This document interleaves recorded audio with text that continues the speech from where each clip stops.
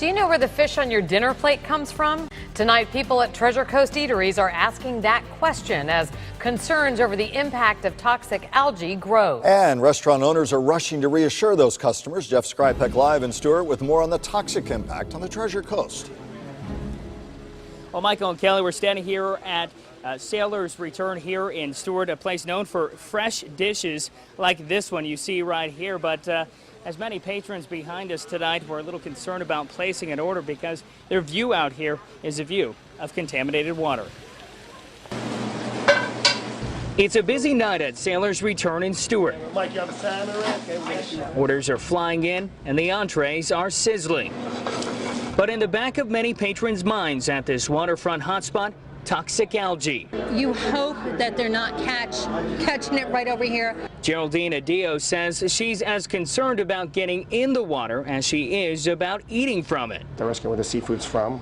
You know, our meat sales have gone up.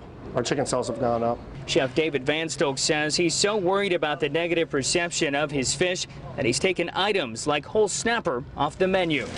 They think that the seafood is no good and we are a seafood state, so it could scare the tourists away, which is not good for us. And even though the contaminated water is just feet away from many restaurants here in Stuart, chefs and restaurant owners say the reality is that most of the seafood in our area comes from all over the country. We don't have those indigenous fish that live in the river because of the season that it is. Bob THESZ at New England Seafood Market in Jensen Beach says the fish industry in Florida is heavily regulated.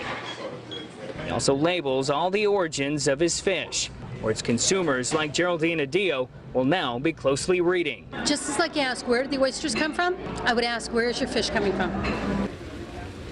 Now, this restaurant and several other restaurants we spoke to say as they get more and more questions about the quality of their seafood, they're going to start taking proactive measures. That means training waiters and waitresses about exactly where that food comes from here on this menu. Reporting live tonight in Stuart, Jeff Skrzypek, WPTV News Channel 5.